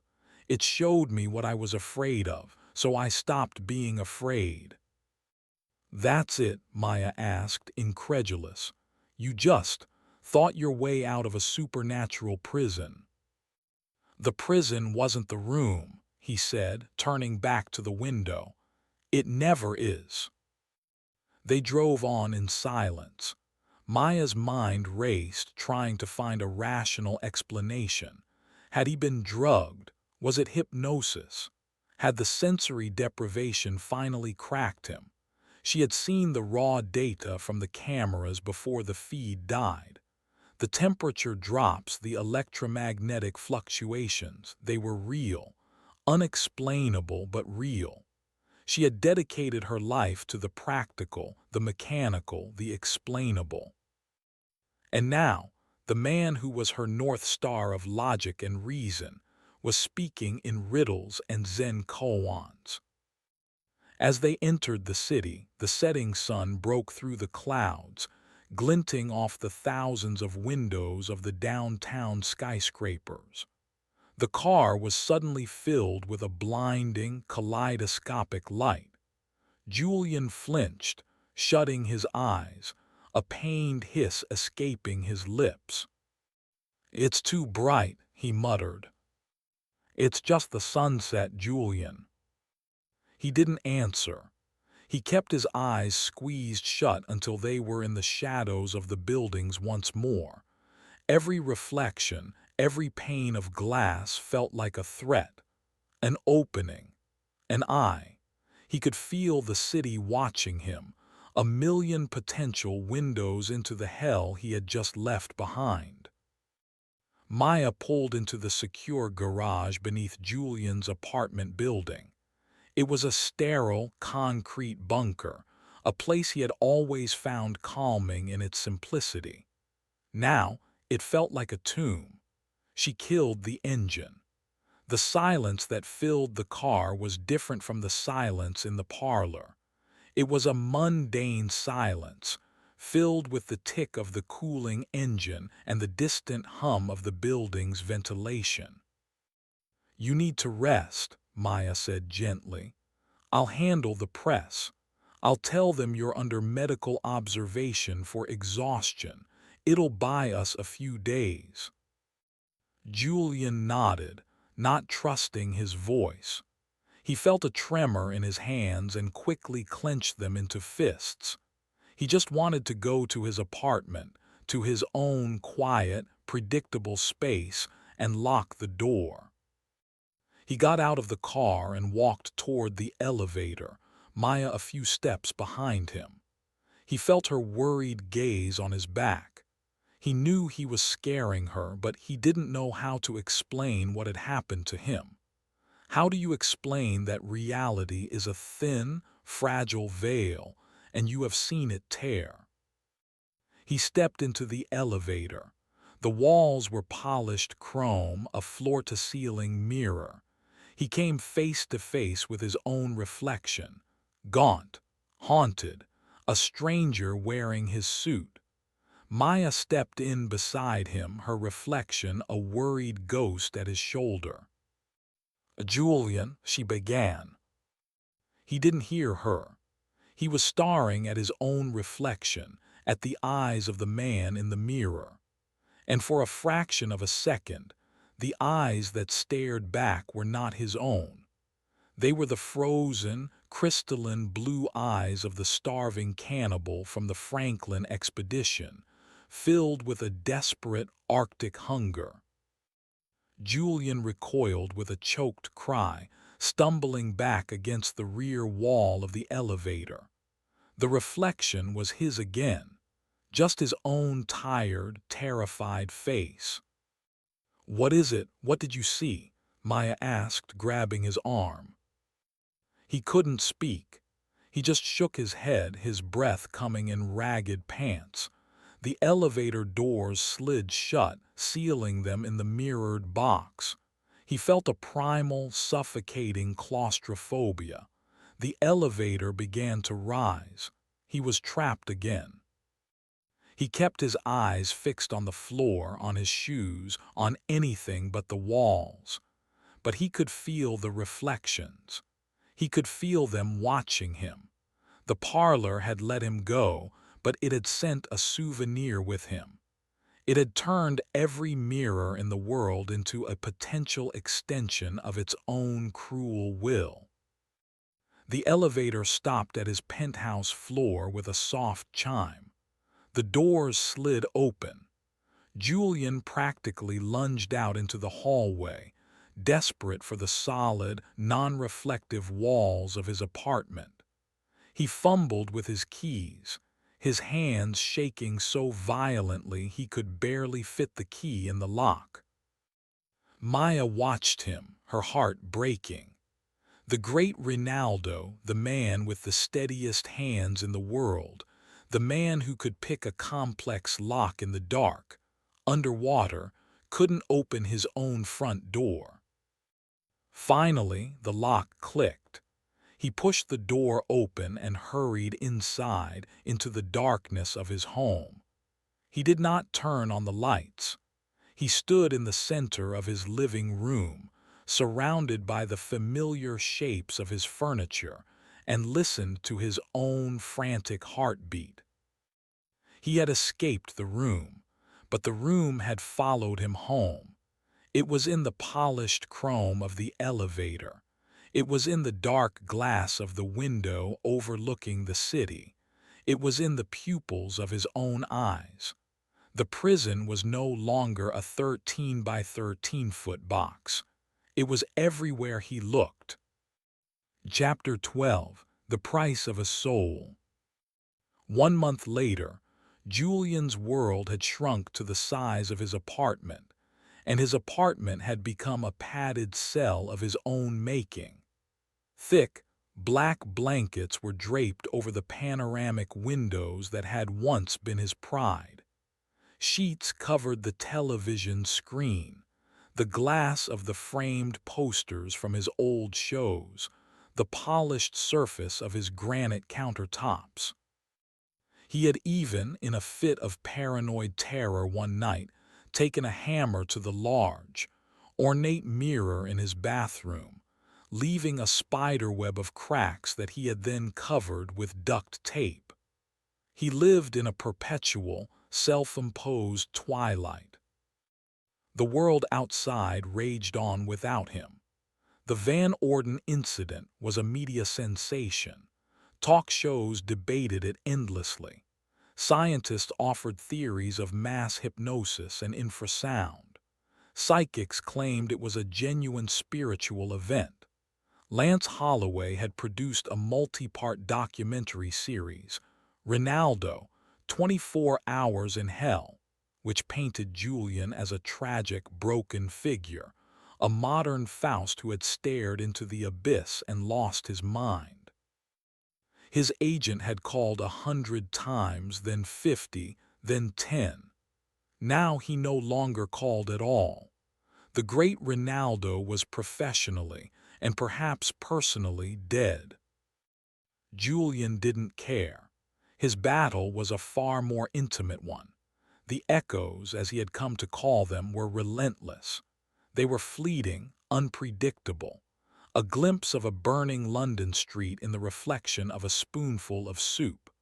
The pointing, accusing finger of the Salem girl in a drop of spilled water on the floor. He saw them when he was least expecting it, tiny, sanity-shredding fissures in the fabric of his reality. He hadn't had a full night's sleep in a month. He was withering, a plant starved of light. Only Maya was allowed in.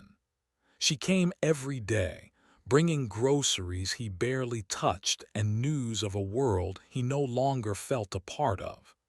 She navigated the darkened, shrouded apartment with a practiced ease, her heart aching at the sight of the brilliant man reduced to a terrified hermit.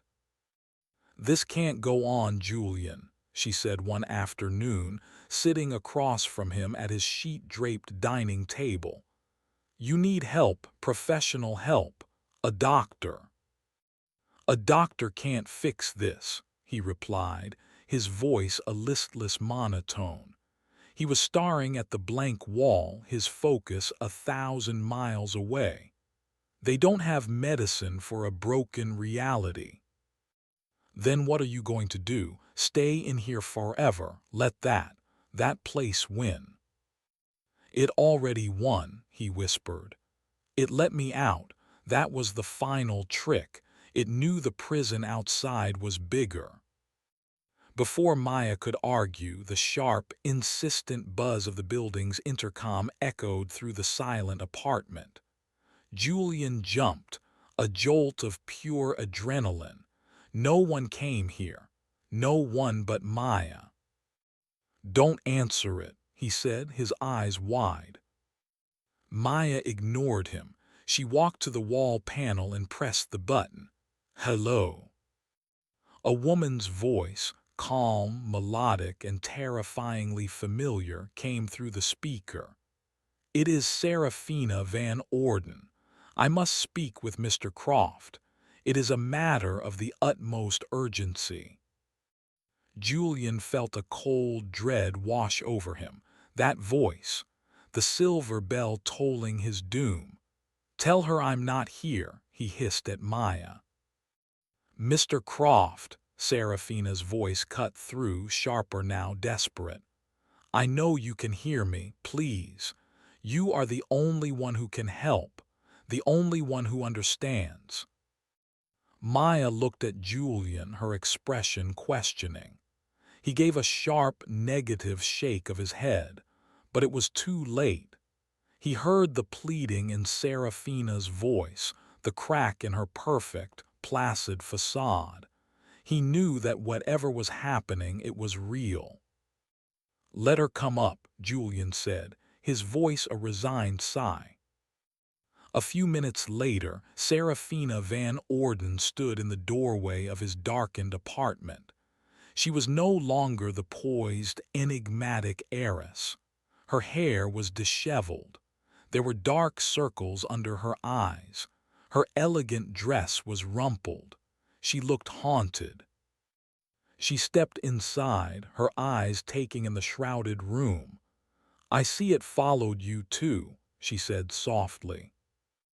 "What do you want?" Julian asked, his tone flat and devoid of welcome. "I came to tell you that you were right," she began, her hands twisting nervously in front of her. "You called the parlor a wound. You were more accurate than you knew. When you left, you did not heal it. You tore it open." She took a shaky breath and continued. "The phenomena are no longer contained within the parlor. At first it was small things. A whisper in an empty hallway, a door closing on its own. But it has been growing stronger. The staff has fled. Last week, my groundskeeper saw a man in a tattered naval uniform walking across the frozen lawn in the middle of the night. My maid swears she saw a young girl in puritanical dress pointing at her from the end of the grand staircase." Julian felt the blood drain from his face. The sailor, the witch, his horrors, his echoes. "You didn't just escape, Mr. Croft," Serafina said, her voice trembling with a fear that mirrored his own. "You took the key. You unlocked something that was never meant to be opened. The parlor is bleeding. It is seeping into the house, into the grounds. It is using your memories, the visions it showed you, as a bridge. It is learning." "Learning what?" Maya asked, her scientific mind reeling but unable to deny the terror in the room. Serafina finally looked directly at Julian, her eyes wide with a terrible, dawning comprehension. How to grow. She stepped closer, her voice dropping to a conspiratorial whisper. The book, the archivist's book, I saw it. I dared to look into the parlor yesterday. The creature was there, but the pages in its book, they were blank. It's waiting, Mr. Croft. It is waiting for a new collection of stories, a new history of pain to record, the history of my house. And then, what comes next? The implication hung in the air, heavy and suffocating. The house is the room. Soon the world will be the room. What do you want from me? Julian asked again, though he already knew the answer. I want you to come back, Serafina pleaded. You are the only one who has ever faced it and survived. You understand its rules. You have to help me. You have to help me put it back. You have to lock the door again. Go back. The words were a physical blow. Go back to the place that had shattered him, the source of the nightmare that now infested his every waking moment. It was an insane, impossible request. But as he looked at Serafina's terrified face, he saw his own fear reflected there, and he understood with a crushing certainty that this was his responsibility. His escape was not an escape at all. It was a release. He hadn't just opened his own cage. He had opened the door to a much larger one and let the monster out. He had a debt to pay. The price for his soul was to return to the place that had tried to claim it. All right, he said, the word feeling like a death sentence on his own lips. I'll come back. Chapter 13. The New Archivist. The return to the Van Orden estate was a journey into the heart of a recurring nightmare. Every mile brought Julian closer to the source of his torment, and with it, a rising tide of primal dread. Maya drove again, her silence a mixture of fear and reluctant support. Serafina sat in the back, a nervous wreck, twisting a silk handkerchief in her hands. Julian stared out the window, but this time he was not watching the world go by. He was studying the reflections, watching the fleeting ghosts of the parlor flicker and dance in the glass, a constant, taunting reminder of what awaited him.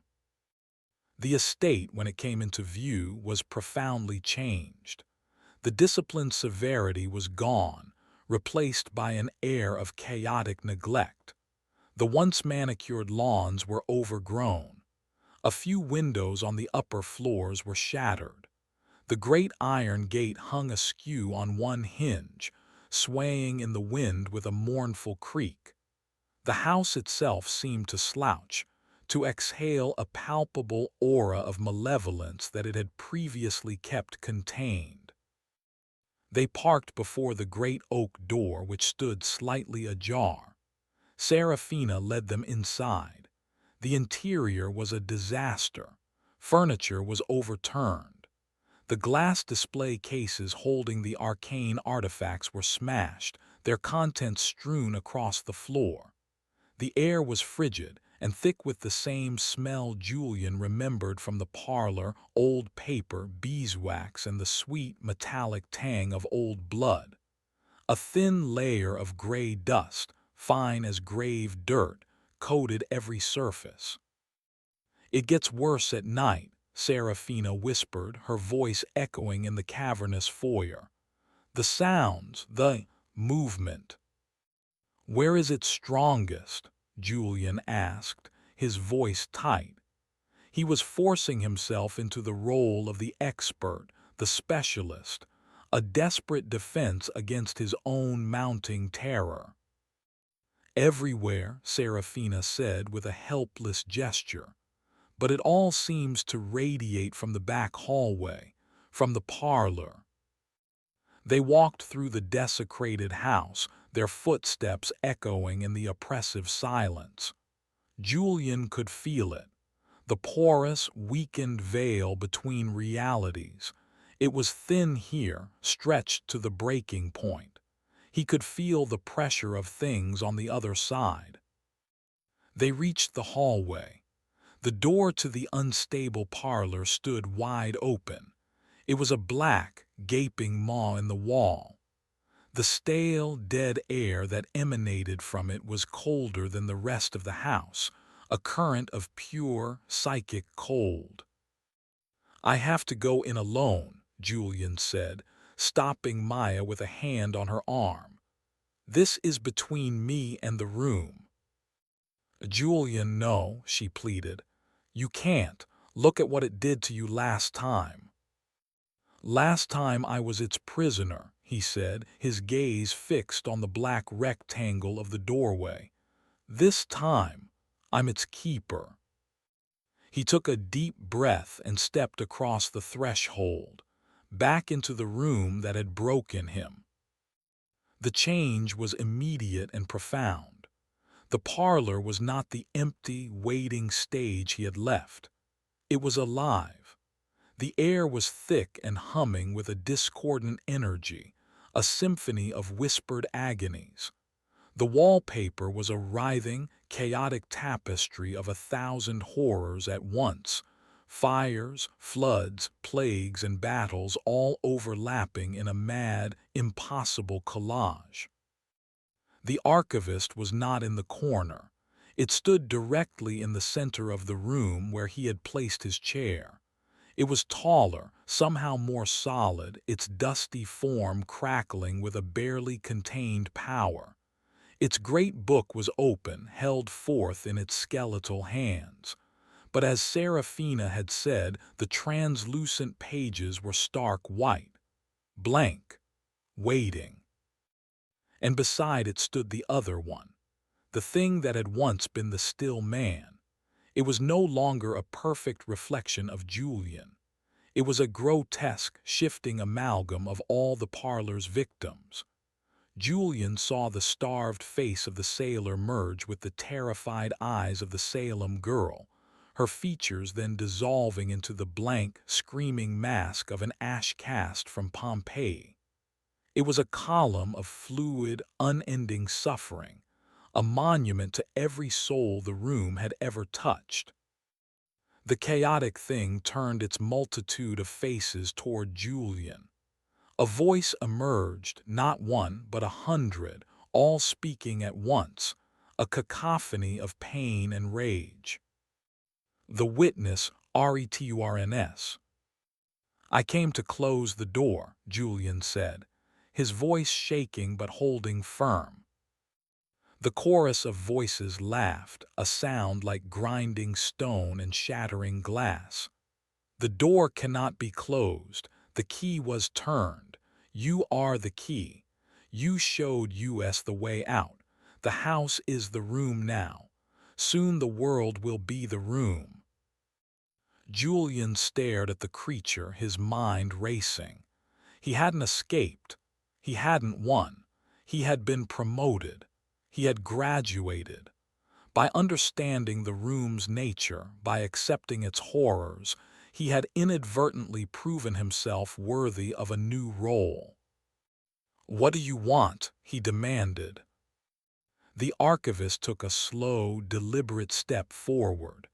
The rustling voice of the parlor itself spoke, overriding the cacophony of the other creature. "The collection is incomplete. The archive must grow. You understand pain. You understand the lock and the key. You understand the heart of the prisoner. The old stories are finished." The shifting, multi-faced creature that was once the still man took a step forward as well. It mirrored the archivist's movement. It raised a hand, a grotesque appendage that was part sailor's frost-bitten fingers, part soldier's mangled stump, and it held out the book, the blank, waiting book. The parlor's voice whispered its final, terrible pronouncement. the terms of his true sentence. A new archivist is needed. You will be the witness. You will fill the pages. Your escape was merely an audition, and you, Julian Croft, have been chosen for the part. The book was offered. The role was his. He could refuse and let the parlor's chaos bleed out and consume the world. Or he could accept, becoming the eternal prisoner, the librarian of sorrow, containing the horror by becoming its heart. His final escape was not from the room, but into it. He had walked in a man, and they were offering him the chance to become a monster in order to save everyone else. He looked at the blank pages, and in their sterile whiteness, he saw an eternity of suffering, curated by his own hand. Chapter 14. The Face in the Wallpaper. The blank book seemed to absorb all the light in the room. It was a void, a promise of infinite suffering waiting to be chronicled. Julian looked from the terrible offering to the shifting, multi-faced entity that held it, and then to the tall, dusty form of the original archivist.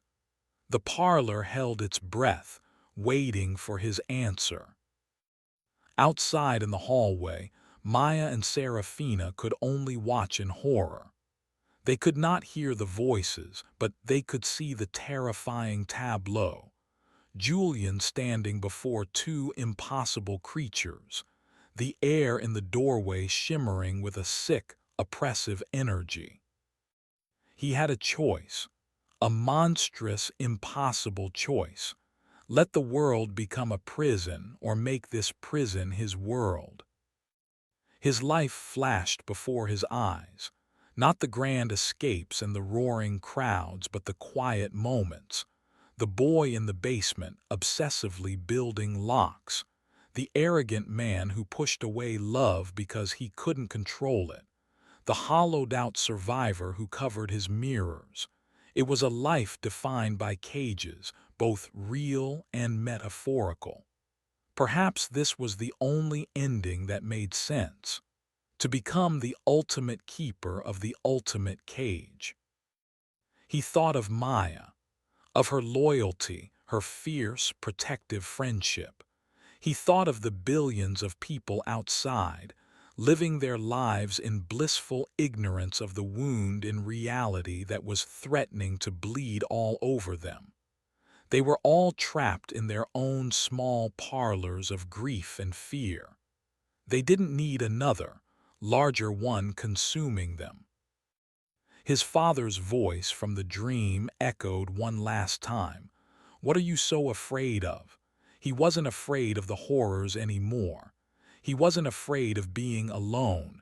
He was afraid of being useless, an empty box. This was a purpose, a terrible, eternal, damned purpose. And if I refuse? Julian asked the room, his voice a low whisper. The rustling voice of the parlor answered, its tone devoid of malice, a simple statement of fact. Then the door remains open. We will learn to feed on new emotions, joy, love, hope. We will consume everything. We will archive the death of your world. It will be a comprehensive collection. That was the final turn of the screw. The threat wasn't just to spread suffering, but to devour happiness. To turn every good and beautiful thing into another screaming face in a translucent page. He looked at the book again. It was the heaviest thing he had ever seen. He took a slow step forward. Maya in the hallway let out a choked cry. Julian, don't. He didn't look back. He couldn't. If he saw her face, his resolve would shatter. He reached out a trembling hand. The boy in the basement had built a perfect lock with nothing inside. The man he was now would accept an eternal prison to protect everything outside.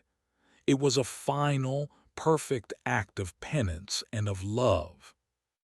His fingers brushed against the cover of the book. It was cold like old stone, and it seemed to thrum with a dead, waiting power. He took it. The moment he accepted the book, a change rippled through the room. The chaotic, shifting entity that was once the still man dissolved, its composite parts separating and fatting like smoke. Its purpose was fulfilled. The tall, dusty form of the original archivist gave a slow, deliberate nod, a gesture of transfer, of one sentinel being relieved by another. Then it, too, began to disintegrate, its form collapsing into a silent cascade of gray dust that settled on the floor, leaving no trace. Julian was alone.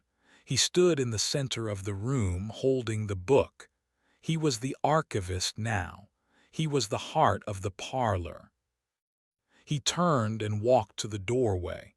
Maya and Serafina stood there, their faces masks of grief and disbelief.